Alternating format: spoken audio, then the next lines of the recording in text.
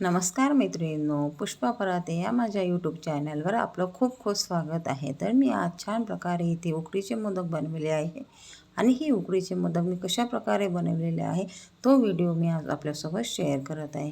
तर सर्वांना सर्वप्रथम गणपती उत्सवाच्या हार्दिक हार्दिक शुभेच्छा. तर बघा, मी इथे उकडीचे मोदक इथे बनविणार आहे.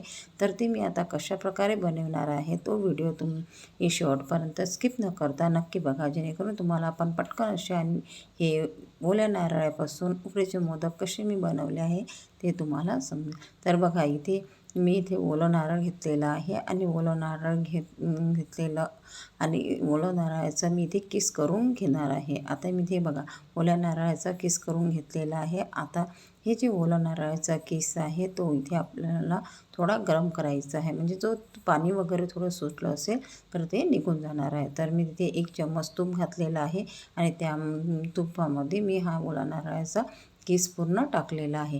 आणि बघा, हा जो ओला नारळाचा किस मी इथे 1 वाटी घेतलेला आहे आणि यामध्ये मी अर्धा वाटी साखर टाकणार आहे.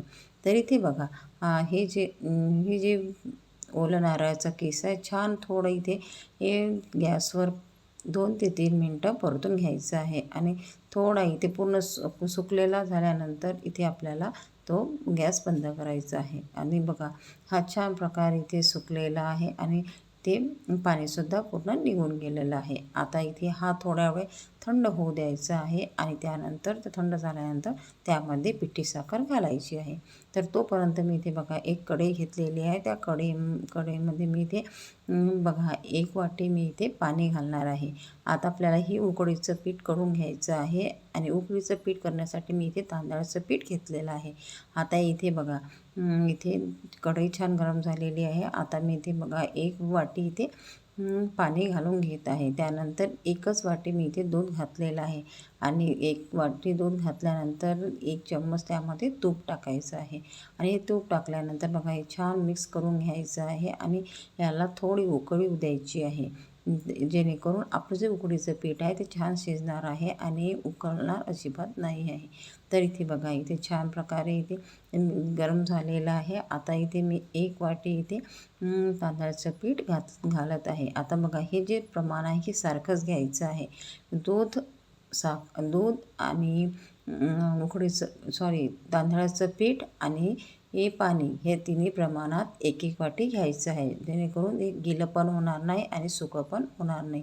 तर बघा, हे जे तांदळाचं पीठ आहे यामध्ये मी थोडं त्या तांदळाच्या पिठामध्येच थोडं नमक टाकून घेतलेलं आहे, जेणेकरून ते फिके लागणार नाही. तर इथे बघा, इथे छान प्रकारे तांदळाचं पीठ छान इथे झालेलं आहे. बघा, आता इथे आपल्याला इथे हे जे तांदळाचं पीठ आहे ते 6 ते 7 मिनटं हे झाकून ठेवून पुन्हा गरम होऊ द्यायचं, छान मुरू द्यायचं आहे. तर इथे बघा, इथे जे मी खोबरा किस घेतलेला आहे, जे नारळाचा किस घेतलेला आहे तो छान थंड झालेला आहे. आता इथे बघा, इथे मी यामध्ये पिठी साखर घालून घेत आहे आणि ह्या पिठी साखरमध्ये मी 1 ते 2 विलायची पण बारीक करून घेतलेली आहे. तर मस्त असं हे बघा सारण इथे तयार होत आहे आणि हे जे सारण आहे 2 ते 3 मिनटं छान मिक्स करून घ्यायचं आहे, जेणेकरून हे खोबऱ्याला जे नारळाचं ओल्या खोबऱ्याचा किस आहे त्याला छान प्रकारे मिक्स होणार आहे. बघा, छान मिक्स झालेला आहे. पूर्ण पिठी साखर यामध्ये ॲड झालेली आहे. आता इथे बघा, हे जे पीठ आहे हे बघा 5 ते 7 मिनटं झालेली आहे आणि इथे बघा छान इथे शिजलेलं आहे. आता हे जे पीठ आहे खूप गरम आहे, तर मी इथे एका कोपरमध्ये ते काढून घेत आहे. बघा, गरम असं हे पीठ आहे, तर आपल्याला हात भाजायला नको, त्यासाठी मी इथे बघा एक छोटी वाटी घेतलेली आहे आणि त्या वाटीने मी ते जे पीठ आहे ते छान मिक्स करून घेणार आहे. आणि हे जे वाटीनेच आपल्याला हे छान मिक्स करून घ्यायचं आहे. बघा, वाफ पण निघत आहे आणि पीठ हे थोडं थंड पण होत आहे. तर इथे बघा, तर इथे मी हे वाटीने करून घेतलेलं आहे. आता मी यामध्ये 1 चम्मच तूप घालणार आहे आणि 1 चम्मच तूप घालून हे छान याचा गोळा तयार करून घ्यायचा आहे आणि छान हे म्हणजे मळून घ्यायचं आहे, जेणेकरून ते आपले मोदक आहे ते फुटणार नाही आणि ते व्यवस्थित छान प्रकारे ते होणार आहे. आता इथे बघा, हा जो गोळा आहे हा मी इथे तयार करून घेतलेला आहे. बघा, छान प्रकारे आपल्याला तो चुरून तयार करून घ्यायचा आहे. आता बघा, इथे हा या मोदक करण्यासाठी बघा मी इथे मोड घेतला आहे, जे साचा आहे हा मोदकाचा साचा घेतलेला आहे. आता इथे बघा, इथे मी थोडं ते पीठ घेत आहे आणि पीठ घेतल्यानंतर इथे छान प्रकारे बघा इथे लांब करून घेत आहे आणि मस्त असे ते गोल आकार बघा त्या साच्यामध्ये व्यवस्थित भरून घेत आहे आणि वरून मी बोटाने छान ते दाबून घेत आहे आणि वरून जे सारण मी बनवलेलं आहे तर ते सारण टाकायचं आहे आणि वरून त्यामध्ये तांदळाचं पीठ थोडं जे भिजवलेलं आहे ते छान लावायचं आहे. आता इथे बघा हे जे आहे हे व्यवस्थित दाबून घ्यायचं आहे आणि काठ व्यवस्थित काढून घ्यायची आहे आणि हे बघा हा जो मोदक आहे हा इथे बघा छान तयार झालेला आहे. आपल्याला याच्या साच्याला तूप लावायचं आहे कारण की हे तुपाने लवकर निघणार आहे. तर त्यानंतर दुसरं मी इथे अशाच प्रकारे बघा इथे छान ते बोटाने व्यवस्थित गोल करून घेत आहे आणि ते आतमध्ये त्यामध्ये ते सारण भरून घ्यायचं आहे.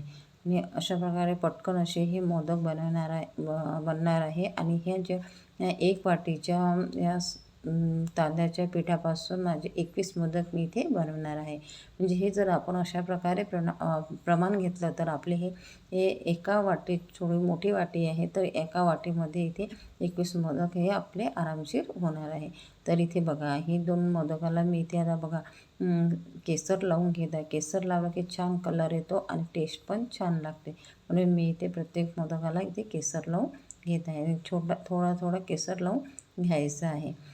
आणि बघा आता इथे जे मोदक आहे मी इथे मोदक तयार करून घेतलेले आहे. आता इथे मोदक आपल्याला इथे 10 मिनटं हे उकड घालायची आहे. तर बघा इथे मी इथे एका कढईमध्ये पाणी तापून ठेवलेलं आहे आणि इथे बघा ते मोदक त्यामध्ये टाकलेले आहे आणि मी इथे केळीचं पानामध्ये हे मोदक ठेवलेले आहे जेणेकरून मोदक खालून इथे चिकटणार नाही. तर बघा हे मोदक तयार झालेले आहे आणि मस्त 10 मिनटं झालेली आहे. आता बघा छान इथे शिजून गेलेले आहे. आता हे मी एका भांड्यामध्ये काढून घेत आहे आणि हे बघा केळीचं पान मी टाकल्यामुळे बघा मोदक पटकन निघत आहे आणि ते थोडं थंड झाल्यानंतर मी ते काढून घेत आहे. आता बघा हे मोदक इथे बघ छान असे मोदक इथे तयार झालेले आहे. त्यानंतर दुसरे पण मोदक मी अशाच प्रकारे इथे उकड करून घेणार आहे. तर बघा मैत्रिणींनो हे पण दुसरे पण मोदक माझे तयार झालेले आहे. तर याला पण मी इथे 10 मिनटं इथे वाफवून घेणार आहे आणि बघा हे पण मोदक इथे तयार झाले. अशा प्रकारे मी 3 वेळा हे मोदक वाफवून घेतलेले आहे. तर मस्त असे हे मोदक इथे तयार झालेले आहे. तर बघा मैत्रिणी तुम्हीसुद्धा अशा प्रकारे पटकन असे हे मोदक इथे करू शकता आणि हे ओल्या नारळापासून मी इथे बनवलेले आहे. तर माझे मोदक आपल्याला कसे वाटले कॉमेंट करून नक्की सांगा. माझ्या व्हिडिओला लाईक करा, शेअर करा आणि माझे चॅनल सबस्क्राईब करा. धन्यवाद.